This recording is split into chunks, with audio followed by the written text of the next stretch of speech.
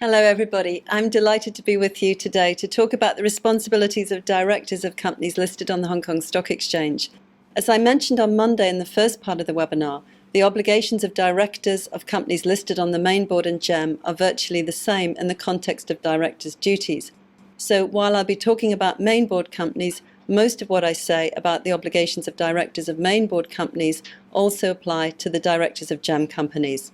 Today, we're looking at listed companies' detailed announcement obligations, in addition to disclosure of inside information restrictions on directors' dealings in the company's shares under the Model Code, and directors' obligations to disclose their interests in the company.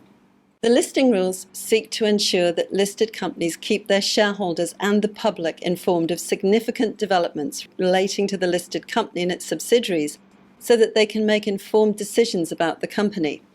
Listed companies are therefore required to publicly announce certain categories of information by way of the publication of an announcement on the stock exchange's website and the company's own website.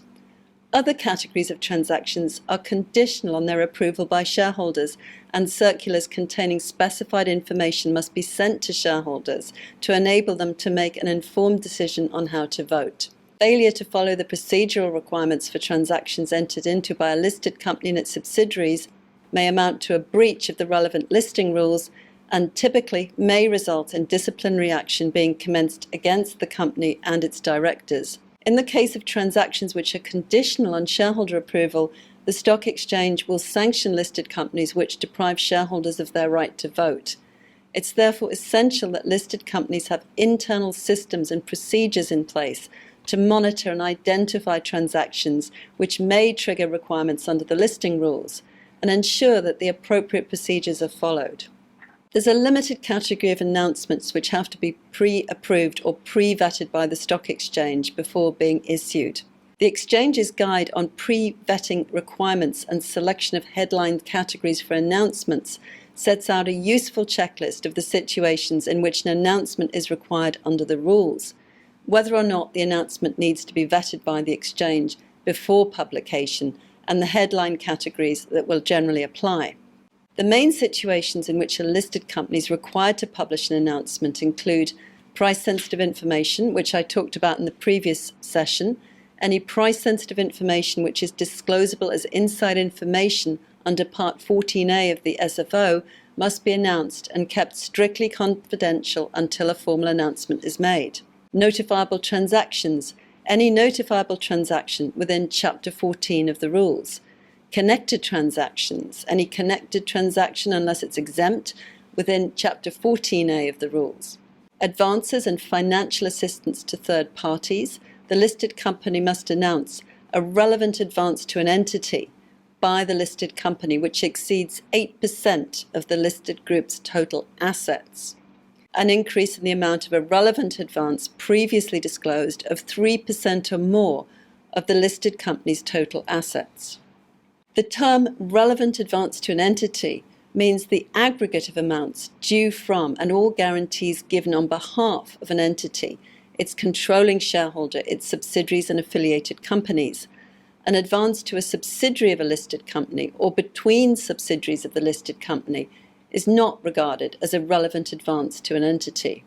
Financial assistance to affiliated companies, where financial assistance and guarantees of financial assistance given by the ListCo or any of its subsidiaries to affiliated companies of the ListCo together exceed 8% of the total company's assets. This also is subject to announcement. Pledge of a controlling shareholder's interest, where the controlling shareholder of the listed company has pledged their interest in shares of the company to secure debts of the company or to secure guarantees or provide other support of obligations of the company. Loan agreements, where the listed company or any of its subsidiaries enter into a loan agreement that imposes specific performance obligations on any controlling shareholder. For example, a requirement to maintain a specified minimum holding in the share capital of the listed company, and breach of any such obligation will cause a default which regards to loans that are significant to the operations of the listed company. The listed company or any of its subsidiaries breaches the terms of a loan that's significant to the operations of the listed company, such that the lender may demand immediate repayment and the breach has not been waived by the lender. Further, in the case of takeover offers, an announcement must be made once a takeover offer is made or accepted, and in all other circumstances as required by the Takeovers Code. Where there's a board meeting for approval of financial results, a company must publish an announcement at least 7 clear business days in advance of the date fixed for such board meeting, at which the profits or losses for any period are to be approved for publication.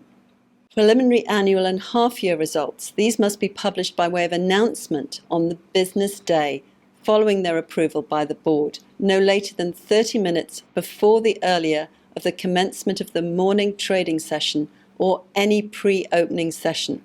Change in the auditor or financial year-end, any change in a listed company's auditors or financial year-end, the reasons for the change, and any other matters that need to be brought to the attention of shareholders. The company's announcement must state whether the outgoing auditors have confirmed that there are no matters that need to be brought to the attention of the company's shareholders, and the company must appoint an auditor at each AGM to hold office until the next AGM. Any proposal to remove an auditor before the end of their term must be approved by shareholders in a general meeting. In relation to company matters, the change of company name. Once the board decides to change the company's name, an announcement has to be made. Memorandum and articles. Any proposed alteration of the memorandum or articles of association or the equivalent constituent documents of a listed company have to be announced.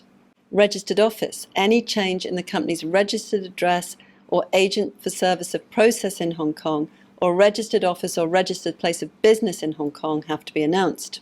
Any changes of the company's share registrar, including any overseas branch registrar, must be announced. In relation to dividends, a company must publish an announcement at least 7 clear business days in advance of the date fixed for any board meeting at which the declaration, recommendation or payment of a dividend is expected to be decided.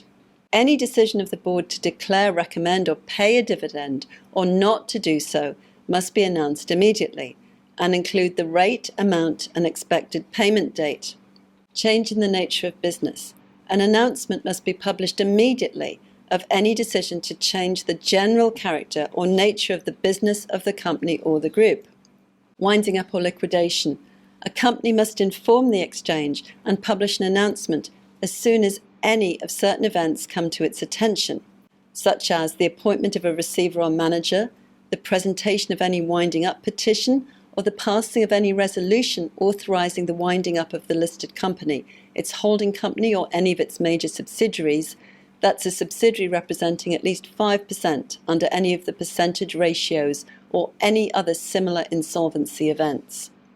A proposed withdrawal of listing must be notified to shareholders by way of publication of an announcement also, and any change of the company's website address needs to be announced.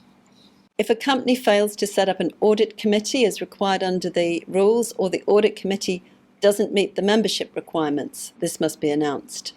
Or if a company fails to set up a remuneration company, or it doesn't comply with the requirements as to composition or terms of reference, again an announcement is required. Board composition and INEDs. An announcement must be made if the number of the company's independent non-executive directors is less than 3 or 1/3 of the number of directors on the board, or if it does not have at least one INED with appropriate professional qualifications or accounting or related financial management expertise. An announcement must be made once the board has decided to change the company secretary. Changing compliance advisor, an announcement has to be made as soon as a compliance advisor resigns, and arrangements must be made immediately to appoint a new compliance advisor. Once a new compliance advisor has been appointed, another announcement has to be made. Changes in directors. Any change of directors, supervisors in the case of Chinese companies, or the chief executive, including in the case of the resignation or removal of a director, supervisor or the chief executive, the reasons given for the resignation or removal. An announcement of the appointment of a new director or chief executive or redesignation of a director or chief executive also has to include certain specified information. Any change in the information specified in certain paragraphs of Rule 1351(2), which includes, for example, particulars of any public sanctions against a director, if at any time the director has been adjudged bankrupt, insolvent, and so on, which includes that previously disclosed about a director, also has to be announced. This information relates mainly to matters which may cast doubt on the integrity of the directors involved and their suitability for continuing to serve as directors. Any change in the information specified in certain paragraphs of Rule 1351(2), such as personal particulars, positions held with the company, length of, or proposed length of service with the company, relationships with any directors, senior management, or substantial or controlling shareholders of the company, must also be set out in the next published annual or interim report. The rules include an obligation for directors to immediately inform the company of any information specified in Rule 1351(2) and any change to this information. Notice of general meetings. A notice of a company's annual general meeting and other general meetings have to be announced. The results of general meetings, the poll results, must be published before commencement of trading on the business day following the meeting. In relation to issues of securities, an issue of securities including convertible securities or warrants, options or similar rights will almost always require an announcement, except an exercise of options under an employee share option scheme. Either as inside information under Rule 1309(2)A or under Chapter 14, Notifiable Transactions, or 14A, Connected Transactions, or under Rule 1328, that relates to issues of securities for cash and their announcement obligations. Changes in the number of issued shares. Certain changes in the number of issued shares must be reported to the exchange for publication on the exchange's website on the following business day. Companies must also submit a monthly return of changes in their equity securities, debt securities, and other securitized instruments. Share option schemes. An employee share option scheme has to be approved by shareholders in general meeting, and a listed company must publish an announcement of the outcome of the meeting as soon as possible, and no later than the business day following the meeting. Further announcements must be published on the grant of share options pursuant to a share option scheme specifying certain information required under the rules. The announcement is required to include details of the date of grant, the exercise price, and the number of options granted, the market price of the company's shares on the date of grant, the name of any grantee who is or is an associate of a director, chief executive, or substantial shareholder of the listed company, and the number of options granted to such person, and the validity period of the options. The basis of allotment of securities. The basis of allotment of any securities offered to the public for subscription or sale, or an open offer, and of the results of any rights issue, or the basis of acceptance of excess applications, must all be notified to the exchange no later than the morning of the next business day after the allotment letters or other relevant documents of title have been posted. The public float. The company has to inform the exchange immediately and publish an announcement if it becomes aware that the number of listed shares required to be held by the public has fallen below the prescribed minimum percentage. That's 25%, unless a lower percentage, usually between 15 and 25%, was approved by the exchange on listing for a company having an expected market cap at the time of listing of more than 10 billion Hong Kong dollars, or if another applicable percentage has been agreed by the exchange at the time of listing. A lack of a genuine open market. If the exchange believes that the company's shares lack a genuine open market or are concentrated in the hands of a few shareholders, it may require the company to publish an announcement saying that. Share repurchases. Any purchase, sale, drawing, or redemption by the company of its group members of its listed shares, whether on the exchange or not, needs to be announced. The company also needs to remember the provisions of the Code on Share Buybacks, which set out detailed rules governing any offer to purchase, redeem, or otherwise acquire the shares of a listed company made by on behalf of the listed company to any of its shareholders. There are some announcements which require pre-vetting by the exchange. In the old days, pretty much all announcements required pre-vetting. So announcements of certain matters or transactions must be submitted to the exchange for review and approval before publication under Rule 1352(2).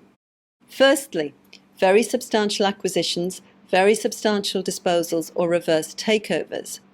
Transactions or arrangements within 12 months after listing, which would result in a fundamental change in principal business activities, and cash companies under Rules 1482 and 1483.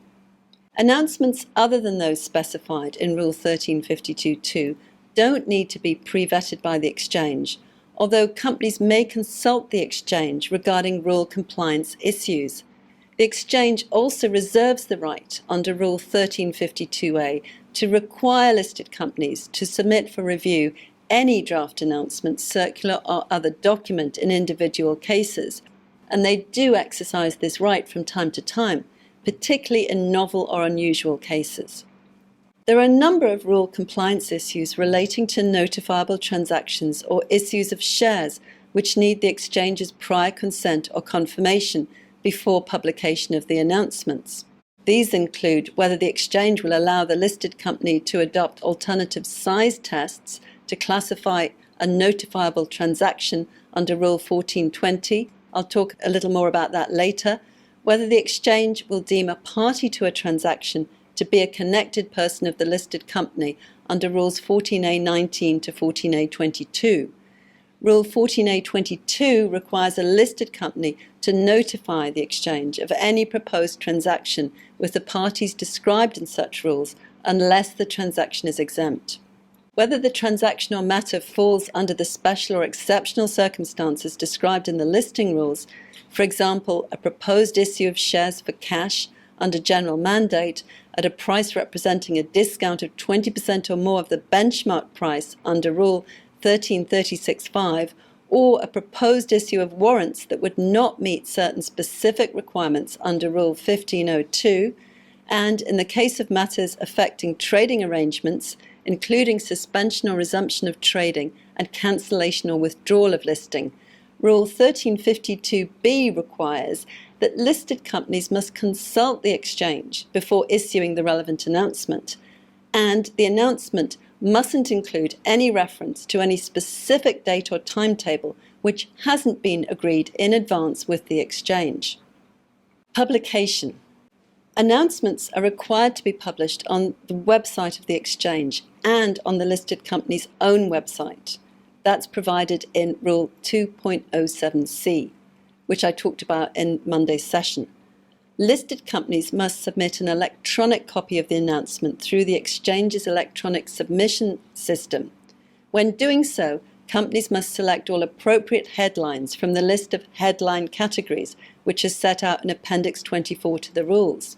Unless otherwise stated in the rules, all announcements have to be published in both English and Chinese. This may sound like a lot of detail, but actually getting the headline category right is quite important. And I've had a number of panic calls in the middle of the night from clients looking at which appropriate headlines to select. With the exception of certain limited types of announcements that can be published at all times during the operational hours of the e-submission system, announcements must only be submitted during the designated publication windows, which on normal business days are 6 a.m. to 8:30 a.m., 12 noon to 12:30, and 4:30 p.m. to 11 p.m. On Christmas Eve, New Year's Eve, and Chinese New Year Eve, when there's no afternoon session, the times are 6 a.m. to 8:30 a.m. and 12 noon to 11 p.m. On a non-business day preceding a business day, for example on a Sunday, it's 6 p.m. to 8 p.m. on that day. The categories of announcements which can be published during trading hours as well as outside trading hours are suspension announcements, announcements made in response to unusual movements in share price or trading volume, announcements denying the accuracy of news reports or clarifying that only published information should be relied upon, and overseas regulatory announcements. In line with the stock exchange's plans to move to a paperless system, which is set out in its latest consultation paper on proposals to introduce a paperless listing and subscription regime, online display of documents and reduction of the types of documents on display which was published in July 2020, sets out proposals for replacing certain routine announcements with announcement forms. The aim will be to standardize the presentation of routine information and so allow easier comparison by investors. They should also reduce preparation time for listed companies. The exchange is proposing to introduce two types of e-forms: announcement forms and general meeting e-forms. Announcement forms will initially be introduced for three types of announcements: those for a cash or scrip dividend, a bonus issue of shares or warrants, and the date of a board meeting. Other announcement forms will be rolled out in due course. Announcement forms will be published on the exchange's website and will operate in a similar way to monthly returns and next-day disclosure forms. A sample of the general meeting e-form is included at Appendix 3 of the consultation paper I just mentioned, and under the proposal, this would be submitted through the exchange's e-publication system, which will be an eligibility requirement for acceptance of eligible securities in CCAS. A listed company's failure to make an announcement as required by the listing rules will constitute a breach of the listing rules for which the company and its directors may be sanctioned. A recent example of this is Zhongtian International. A subsidiary of Zhongtian had been appointed as the supplier of construction materials to Qingdao Energy and had agreed to procure the construction materials from a specific supplier that would deliver directly to the company. The case involved two main agreements. In June 2017, Zhongtian's subsidiary borrowed 600 million RMB from a trust scheme which it secured on land owned by the listed group. In July 2017, the subsidiary entered into an agreement which gave Qingdao Energy the benefit of the loan. Zhongtian's subsidiary paid 600 million RMB to the supplier for construction materials delivered to Qingdao Energy, which Qingdao Energy agreed to repay to Zhongtian's subsidiary with interest. The July agreement was approved by Zhongtian's chairman and executed by his son, who was the sole director of both the subsidiary and Qingdao Energy on the subsidiary's behalf. Zhongtian did not announce the July 2017 agreement until March 2018, 8 months after entering into it, when its auditors became aware of it. The payment of 600 million RMB by Zhongtian's subsidiary to the supplier, which was repayable by Qingdao Energy, constituted an advance to an entity. Its amount exceeded 8% under the assets ratio, so Zhongtian was required to publish an announcement of the advance as soon as reasonably practicable under the listing rules. The advance also amounted to providing financial assistance and was a major transaction under Chapter 14 of the listing rules. Zhongtian therefore breached certain listing rule requirements for major transactions. Firstly, the obligation to publish an announcement as soon as possible after the terms of the major transaction had been finalized. Secondly, the requirement to publish a shareholders circular. And thirdly, the requirement to obtain shareholders' approval under the listing rules. The transactions also demonstrated Zhongtian's lack of adequate internal controls. The company hadn't established systems governing the types and size of transaction that required board approval or monitoring and identifying transactions subject to the listing rule requirements for notifiable transactions and advances to an entity. In addition, there were no procedures in place for escalating matters to the board for consideration and approval. Only Zhongtian's chairman and his son were aware of the transactions. Zhongtian's other directors only learned of the transactions from the auditors in January 2018. Zhongtian's chairman had complete control of the company's affairs, given the lack of checks and balances on his exercise of his powers. Zhongtian's chairman was found to have breached his fiduciary duties under Listing Rule 308A to D. As the chairman, he had full access to the company's financial information and knew or should have known that the transactions represented significant risk for Zhongtian. The amount of the loan exceeded the company's market capitalization, and the chairman failed to protect Zhongtian's interest in not obtaining adequate security from Qingdao Energy for repayment and not conducting adequate due diligence on its financial position. He also failed to inform the directors of the transactions, did not consider or comply with the listing rule requirements, and didn't seek professional advice. Given the company's apparent failure to implement an effective system of internal controls, the stock exchange additionally censured Zhongtian's other directors for breach of their duty to act in accordance with skill, care and diligence requirements under Rule 3.08F and their directors' undertakings to ensure the company's compliance with the listing rules.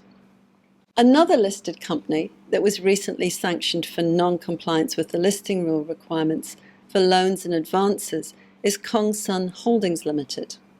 In this case, the group's chief operating officer and the financial controller, who were not directors of the company, authorized the group's issue of 1.523 billion RMB of loans and advances, interest-free, unsecured, and with no fixed repayment term. The loans were authorized without the knowledge or approval of the listed company's directors and were booked as other receivables in the company's management accounts. The company said that its chief operating officer and financial controller had little knowledge of the listing rules, despite having been provided with copies of the relevant chapters of the listing rules. The company was found to have breached the listing rule requirements for announcement of an advance to an entity and the announcement, shareholders' approval and circular requirements for a major transaction. Cont'd also failed to publish its annual and half-year results within the timeframe specified in the listing rules because the supporting documents for the management accounts for certain subsidiaries were still being prepared. The financial reports were finally published between 3 and 8 months after the listing rule deadline. Like Zhongtian, Cont'd lacked proper internal controls. It had no written internal control procedures for approving and disclosing contracts entered into by the company, reporting and recording of contracts, loans and advances, the management's use and storage of its CHOP, seals, or the remittance of large sums by internet banking. The chief operating officer and financial controller also had significant authority and control over the group's operations, which enabled them to issue the loans and advances without the board's knowledge or approval. The directors of a listed company are responsible, collectively and individually, for ensuring that the company establishes and maintains appropriate and effective risk management and internal control systems. The terms of reference of the Audit Committee also specify that INEDs are responsible for overseeing a listed company's internal control systems and discussing the risk management and internal controls with management to ensure that management has provided adequate training to the company's staff. In this case, it was found that Cont'd's directors had failed to ensure that the company had established and maintained effective internal control procedures and risk management systems, particularly given the significant control given to the Chief Operating Officer and Financial Controller over the group's operations and funds. While Listing Rule 308 on directors' duties allows the delegation of functions, delegation didn't absolve the directors of their responsibilities or of the requirement to act with the appropriate level of skill, care and diligence.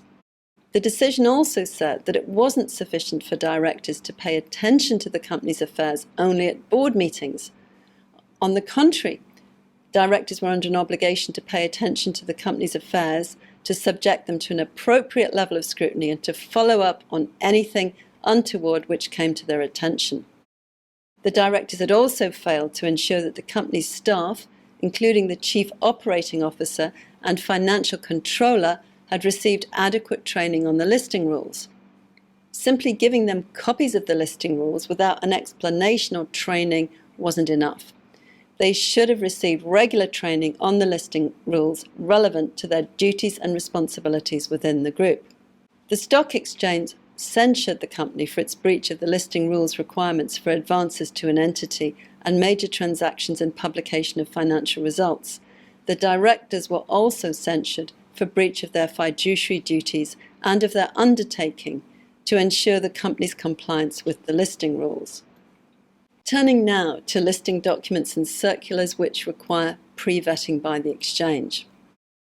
As I mentioned, Rule 1352(1) requires certain documents to be submitted to the exchange for review and approval before publication.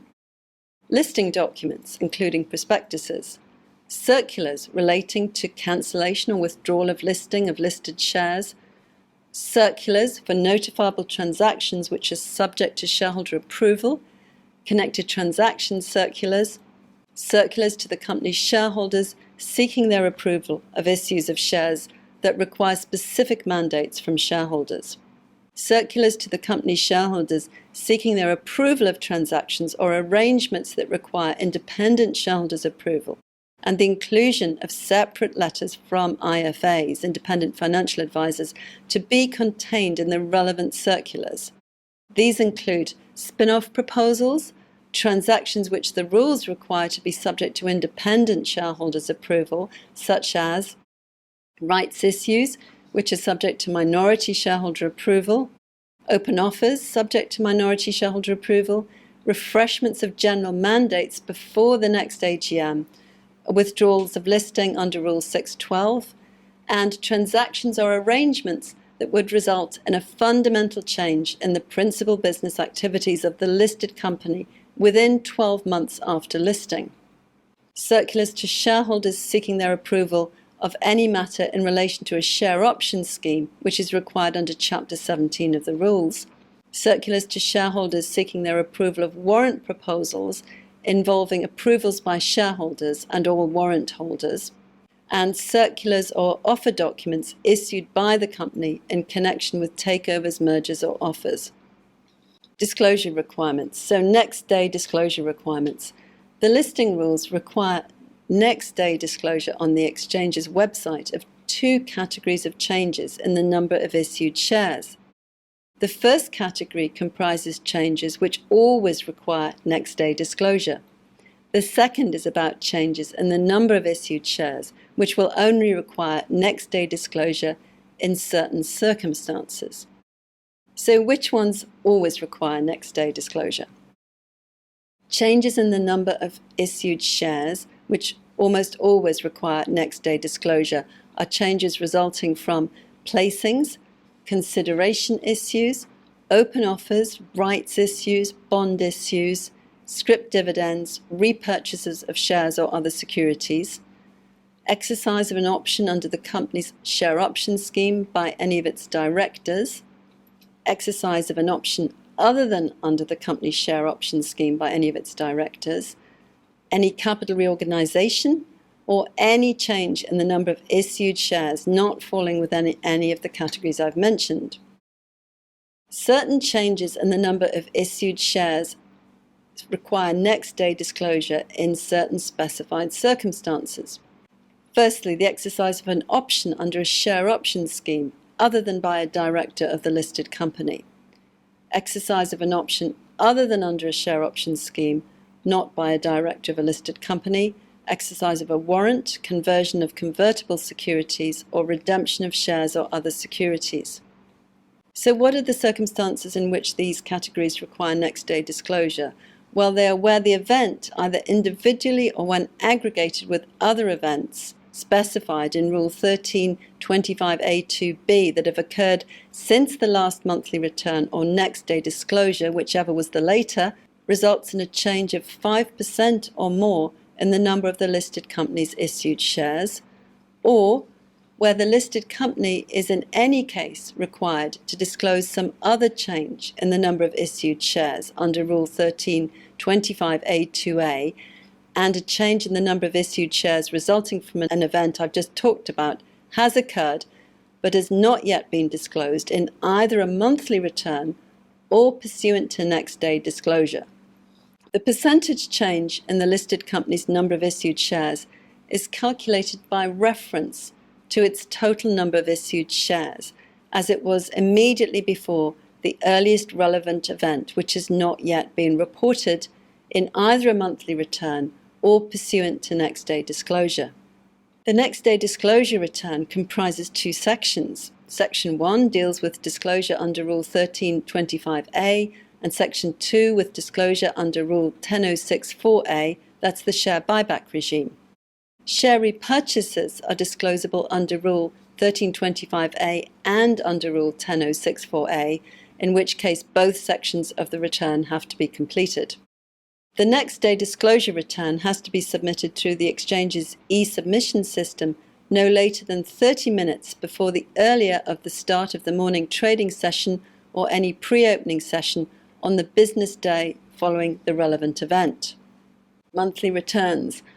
A listed company is required to submit through the HKEX EPS for publication on the exchange's website a monthly return in relation to movements in its equity securities, debt securities, and any other securitized instruments during the period covered by the monthly return. The return must be submitted no later than 8:30 a.m. on the 5th business day following the end of each calendar month. The monthly return has to be submitted irrespective of whether there's been any change in the information provided in the previous monthly return. The listing rules require a listed company, with regard to each new issue of securities reported in the next day disclosure under Main Board Rule 1325A and the monthly return under Main Board Rule 1325B, to confirm that, where applicable, the issue of shares has been duly authorised by the Board of Directors, all money due to the listed company in respect of the issue of shares has been received, all preconditions for listing imposed by the rules under qualification for listing have been fulfilled, all, if any, conditions contained in the formal letter granting listing of and permission to deal in the shares by the exchange have been fulfilled, all the shares of each class are in all respects identical, which in the context of this means that the shares have the same nominal value with the same amount called up or paid up. They are entitled to the same dividend interest at the same rate and for the same period, so that at the next ensuing distribution, the dividend interest payable per unit will amount to exactly the same sum, and they carry the same rights as to unrestricted transfer, attendance and voting at meetings, and rank pari passu in all other respects. All documents required by the company's Winding Up and Miscellaneous Provisions Ordinance to be filed with the registrar have been duly filed, and that compliance has been made with all other legal requirements. All the definitive documents of title have been delivered or are ready to be delivered, are being prepared and will be delivered in accordance with the terms of the issue.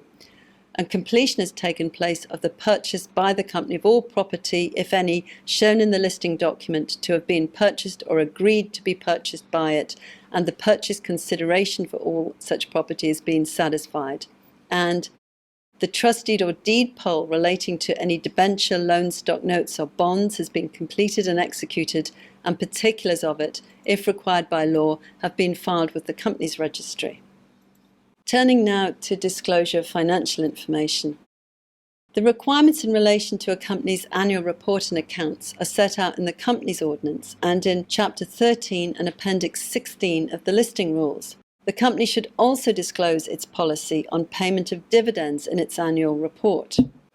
A main board listed company must send a copy of its annual report, including its annual accounts, and if it prepares consolidated financial statements, its consolidated financial statements together with a copy of the auditor's report to every shareholder and every holder of its listed shares, not less than 21 days before the date of its AGM, and no later than 4 months after the end of the financial year.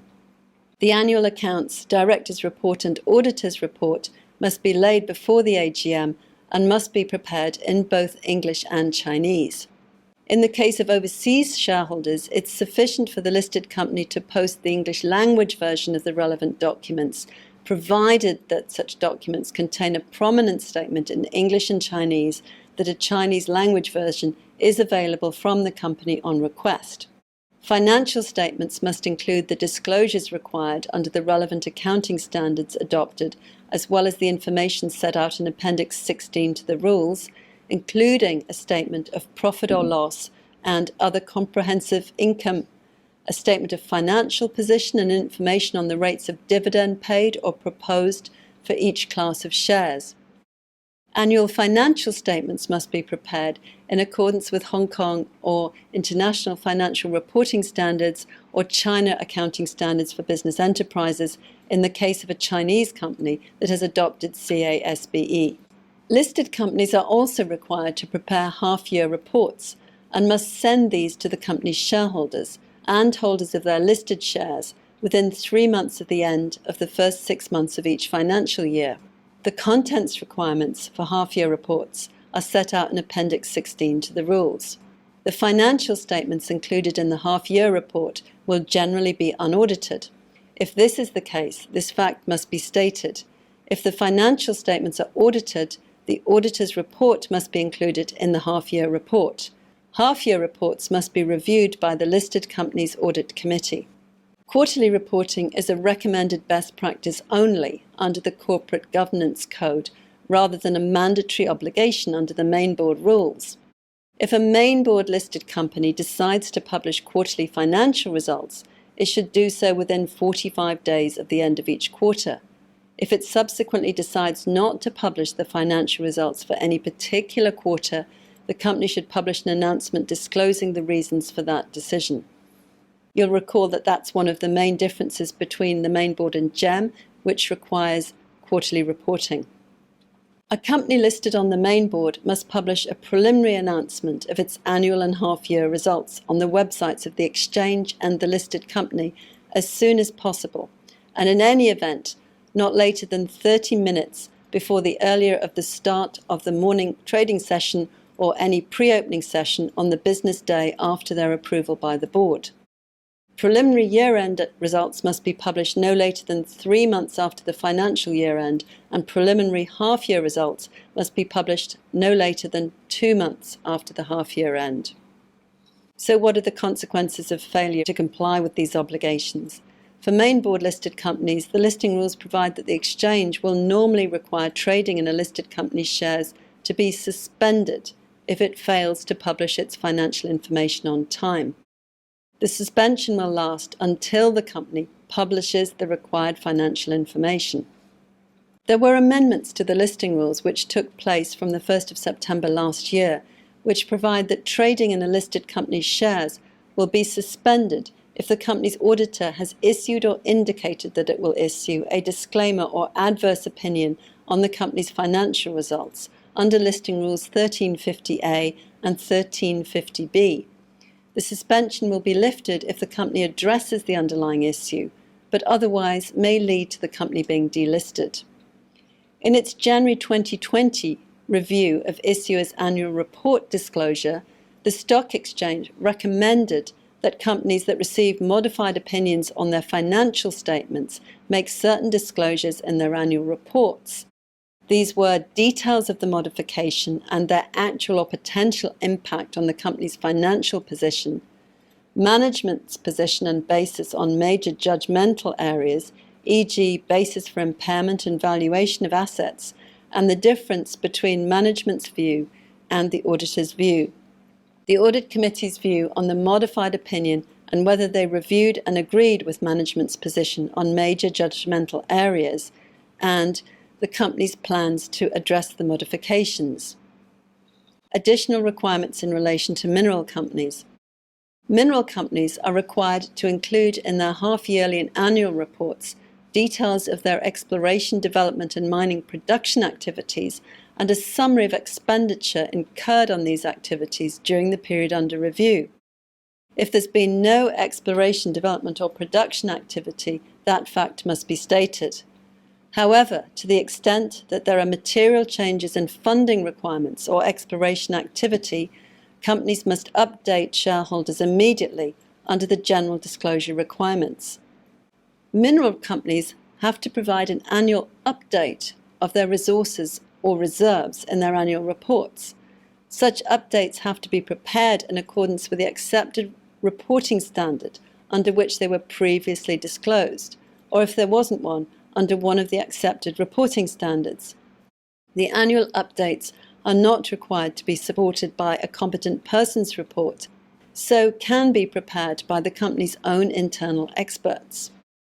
Annual updates may also be achieved by way of a no material change statement, which can also be prepared by companies' internal management. Other non-mineral companies under the listing rules, which are listed companies that publicly disclose details of resources and/or reserves, are also required to provide annual updates of those resources or reserves in their annual reports. Such updates must be prepared in accordance with the reporting standard under which they were previously disclosed or one of the accepted reporting standards. They may also be achieved by way of a no material change statement. The Exchange has published guidance on the disclosures required in the annual and interim reports of mineral companies and other listed companies which publicly disclose details of their resources and reserves. This is set out in Exchange Guidance Letter GL 4713 under Chapter 18. Board meetings. The board should meet regularly, and board meetings should be held at least 4 times a year at approximately quarterly intervals. The company has to publish an announcement on the websites of the exchange and the company at least 7 clear business days before the date of any board meeting to consider the declaration, recommendation or payment of a dividend at which an announcement of the financial results for any period are to be approved. Subject to certain exceptions, a director of a listed company may not vote on or be counted in the quorum for any board resolution approving any contract or arrangement or any other proposal in which they or any of their close associates have a material interest. Shareholders' meetings. Code provision E13 in the Corporate Governance Code requires that at least 20 clear business days notice is given for AGMs and at least 10 clear business days notice is given for all other general meetings.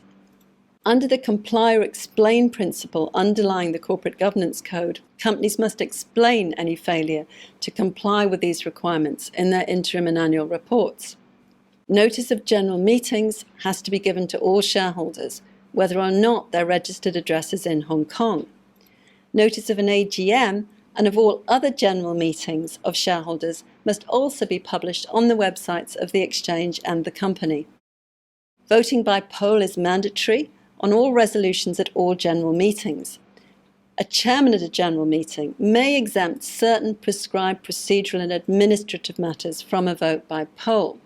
Examples of such procedural and administrative matters include adjourning a meeting by resolution to ensure the orderly conduct of the meeting, maintaining the orderliness of the meeting, or announcing results at the end of the AGM.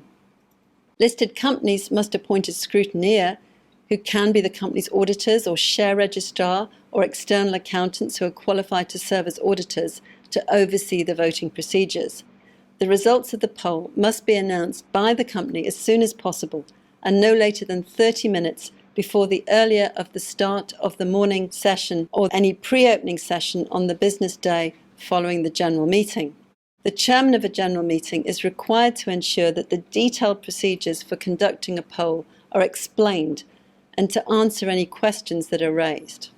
Any shareholder who has a material interest in a transaction or arrangement to be approved at a general meeting of shareholders is required to abstain from voting on the resolution.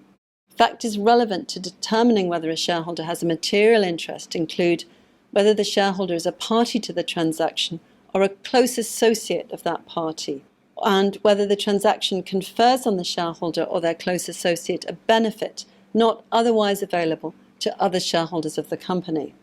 Let's look now at the model code for securities transactions by directors of listed companies. Listed companies are required to adopt rules governing dealings by directors in their listed shares on terms no less stringent than the terms set out in the model code in Appendix 10 of the rules. All directors of a listed company are required to comply with the model code or the company's own code, and a breach of the requirements of the model code will amount to a breach of the listing rules. The model code provides that a director of a listed company must not deal in the shares of the company. At any time when he's in possession of inside information with regard to those shares, or if clearance to deal hasn't been given. I'll talk about that in a minute. On the publication date of the company's financial results, during the period of 60 days preceding the publication date of the annual results, or, if shorter, the period from the end of the relevant financial year up to the publication date of the results. and during the period of 30 days preceding the publication date of the quarterly results, if there are any, or half-yearly results, or if shorter, the period from the end of the relevant quarterly or half-year period up to the publication date of the results. A listed company has to give advance notice to the exchange of the commencement date of each blackout period under the categories I've just talked about. Also, a director of a listed company mustn't deal in its shares if they're in possession of inside information in relation to those shares by virtue of their position as a director of another listed company. The restrictions on dealings in the Model Code also apply to dealings by directors' spouses and children under the age of 18, and to any dealings in which they're deemed to be interested for the purposes of Part 15 of the SFO. That's the disclosure of interest section, which I'll talk about a little while later. A listed company is required by the Model Code to establish a procedure whereby a director is required to provide written notification to the chairman or a director, other than themselves, designated by the board, and receive a dated written acknowledgement before dealing in any shares of the listed company. A response to a request for clearance to deal must be given to the director within 5 business days, and the clearance to deal must be valid for no more than 5 business days of being received. The company must also maintain a written record of notifications given by directors, acknowledgements of these, and the written responses given. Turning now to the disclosure of interests under Part 15 of the SFO. This contains quite complicated provisions requiring substantial shareholders, that's holders of 5% or more, and directors and chief executives to disclose their interests in listed companies. Today, I'm just going to give a summary of the principal provisions relevant to directors.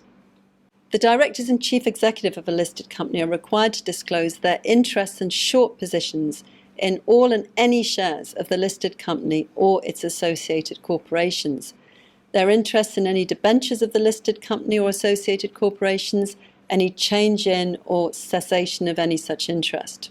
An associated corporation is defined to include the holding companies and subsidiaries of the listed company, subsidiaries of any holding company, and any company in which the listed company holds more than 20% of any class of its issued shares. In calculating the number of shares in which a director is interested, they must include any interests held by a spouse, children under the age of 18, any company controlled by the director or a trust. A company will be controlled by a director if the director directly or indirectly controls 1/3 or more of the voting power at general meetings of the company, or if the company or its directors are accustomed to act in accordance with their directions. A director is not required to include in their disclosure the interests of a spouse who's also a director or chief executive of the listed company. However, this only applies to the person's disclosure as a director. If a director is also a substantial shareholder, that is, they hold 5% or more of the listed company's shares, they have to aggregate the interests of a spouse, even if the spouse is a director of the same company. The director will file Form 3A as director and substantial shareholder and must disclose the interests and short positions of their spouse and any minor children.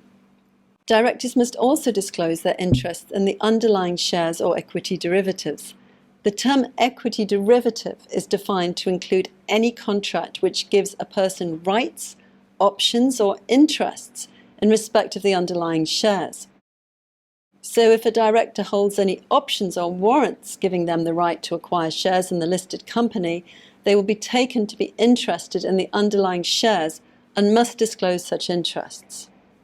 A holder, writer, or issuer of equity derivatives will have a long position in shares if they have a right to take the shares, they have an obligation to take the shares, or they have a right to receive money or to avoid or reduce a loss if the price of the share increases, in all cases before or on a certain date or within a certain period.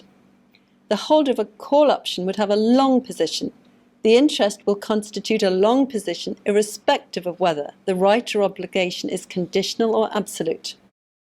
Generally speaking, a person has a short position in shares if they borrow shares under a securities borrowing and lending agreement, or hold or issue a financial instrument under which they have a right to require another person to take the underlying shares, or are under an obligation to deliver the underlying shares. The writer of a put option would have a short position. Long and short positions must be disclosed separately and can't be netted off. So, for example, if a shareholder has a 3% long position and a 3% short position, then they will require disclosure of both. Different deadlines apply for disclosure of interests depending on whether you are buying or selling shares. A buyer of shares in a Hong Kong listed company is taken to acquire an interest in shares at the time they contract to buy. The buyer must therefore file notice of an acquisition of an interest or increase in their interest within 3 business days of entering into the purchase contract. No further notice is required when the buyer takes delivery of the shares. A seller of shares will normally only cease to have an interest in shares when they actually transfer the shares to the buyer. The seller must therefore notify the cessation of or reduction in their interest within 3 business days after the settlement date. That's the date of the actual transfer. Provided that the contract for sale of the shares provides for settlement within 4 days on which the stock exchange is open for business, notification by the seller is not required on the entering into of the contract. However, if the seller ceases to be interested in the shares on the date of the contract for sale, for example, due to the operation of the clearing system, then notice should be filed within 3 business days of the contract for sale. If a contract for sale specifies a settlement date, which is 5 or more days on which the stock exchange is open for business after the date of the contract, 2 notices are required. The first, a change of notice in nature of the interest, must be filed within 3 business days of the contract, and the second, a notice of cessation of interest, to be filed within 3 business days of delivery of the shares. Disclosure obligations can also arise from actions taken by others. So, for example, if a listed company buys back shares, thereby reducing the number of shares in issue, there will be a disclosable interest in the shareholders' interests in a listed company.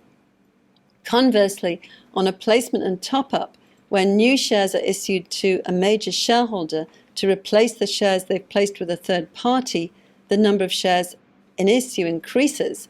The consequent reduction in the interest of the other shareholders, if relevant, have to be disclosed. Directors are also required to disclose any change in the nature of an interest which has previously been disclosed. The situations in which there may be a change are broad and include a change in a person's title to shares or debentures, any of his legal or equitable interest in shares or debentures, and any interest in the underlying shares or equity derivatives on the exercise by or against him under those derivatives. The exercise of rights under options and other derivatives are the giving of shares as security, except to a qualified lender, must be notified as a change in the nature of a director's interest. There are certain circumstances when there will not be a change in the nature of a director's interest, and these include on their taking delivery of shares or debentures where they've previously notified their acquisition of an equitable interest, for example, on a purchase of shares, or where a qualified lender comes to have a security interest in the shares or debentures. The definition of a qualified lender includes an authorized financial institution, a Hong Kong intermediary licensed for dealing in securities or providing margin securities financing, and an entity authorized under any foreign law to carry on business as a bank or an activity equivalent to securities dealing, or providing securities margin financing in one of 11 countries recognized by the SFC for this purpose, which are Australia, France, Germany, Guernsey, Ireland, Isle of Man, Jersey, Luxembourg, Switzerland, United Kingdom, and the United States. Where a person is or will become a director or chief executive of a company on its listing on the exchange, they have 10 business days in which to file notice of certain interests. An interest in the shares of the listed company or in the shares of an associated company, a short position in the interest of the shares of the listed company or in the shares of an associated company, and an interest in debentures of the listed company or in the debentures of an associated company. A new director of a listed company must give notice of these interests within 10 business days of being appointed as a director. Subsequent filings by directors and the chief executive of a listed company are required on the occurrence of certain events, referred to as relevant events. In the case of interest in shares in any short positions, the relevant events include when a director becomes interested in the shares of the listed company or any of its associated corporations, for example, a grant to the director of share options, when a director stops being interested in such shares, when a director enters into a contract to sell any such shares, when a director assigns any right granted to them by the listed company to subscribe for such shares, or when an associated company grants a director a right to subscribe for shares in the associated company, or the director exercises or assigns such rights. When the nature of the director's interest changes, for example, on the exercise of an option, when a director comes to have or ceases to have a short position in the shares of the listed company or in the shares of an associated company, if a director has an interest or a short position in the shares of the listed company or in the shares of an associated company at the time when he becomes a director or chief executive of the listed company, and if a director has an interest or a short position in the shares of an associated company at the time when it becomes an associated company. Notice of all these relevant events I've just run through must be filed electronically through the Stock Exchange's Disclosure of Interests online system, the DION system. The Stock Exchange provides copies of the notices it receives to the relevant listed company. Notices have to be filed within 3 business days after the relevant event, although the deadline for the filing of notices of relevant events of listing or when someone becomes a director is within 10 business days after the relevant event. Notification of interests must be made on one of the 6 forms available on the exchanges and the SFC's websites. A director or chief executive should file Form 3A for notifying their interests in shares of the listed company and Form 3B for notifying interests in shares of associated corporations. Forms 3C and 3D are for filing a director's or CEO's interest in the debentures of the listed company and its associated corporations. Failure to make proper and timely disclosure as required by Part 15 is a criminal offence, which carries a maximum penalty of a fine of 100,000 Hong Kong dollars and imprisonment of up to 2 years. The listed company also has a duty to keep registers of the interests and short positions of its substantial shareholders, that's holders of 5% or more of any class of voting shares, the interests and short positions of its directors and chief executive in the shares of the listed company and its associated companies, the interests of its directors and chief executive in the debentures of the listed company and its associated companies. When a listed company grants to a director or a chief executive a right to subscribe for shares or debentures of the listed company, it must record in the register of directors against that person's name the date on which the right is granted, the period during which or the time at which it's exercisable, the consideration paid for the grant of the rights of subscription or that no consideration is payable, the description of the shares or debentures, the number of shares or amount of debentures, and the price to be paid. Notices of interest and short positions filed by directors who are also substantial shareholders have to be recorded in both the register of interests and short positions of directors and chief executives, and the register of interests and short positions of substantial shareholders. It should be noted that whereas a director must file notice of any short position, however small, in their capacity as substantial shareholder, they're only required to disclose a short position of more than 1%. These registers must be kept either at the registered address of the listed company or at the place where the register of shareholders is kept. When the company receives a notice in the prescribed form, it has to enter the information on the form in the register within 3 business days after it's received. The interests and short positions of a listed company's directors and chief executives in the shares, underlying shares and debentures of the company and its associated companies also have to be disclosed in the company's annual accounts and half-year reports. Section 329 of the SFO gives a listed company the right to investigate the identity of holders of its shares, short positions in its shares, and of equity derivatives over the shares. A listed company's shareholders can also require it to investigate who owns its shares under Section 331 of the SFO. A person receiving a request for information has to notify the listed company of the full name, ID number, address and contact details of the beneficial owners of the listed shares. And the listed company must then inform the stock exchange, the SFC, and in the case of authorised financial institutions only, the HKMA, of any information received. This notification must be given before the end of the business day, after the day on which the duty arises. The listed company must prepare a report of the information received pursuant to any such investigation and make that report available at its registered office within 10 business days of the end of the investigation and has to deliver a copy of the report to the SFC and the stock exchange. Information received following an investigation must also be recorded in its register of interests and short positions. Due to the complexity of the provisions concerning disclosure of interests under the SFO, whilst you may think I've gone on for rather a long time, however, I've only covered the basic requirements. Further information is set out in what's actually a very good guide, the SFC's outline of Part 15 of the Securities and Futures Ordinance. And of course, the directors of a listed company should consult their professional advisors if they have any questions about disclosure. This brings me to the end of this presentation. Thank you for joining. I do hope that you enjoyed the webinar.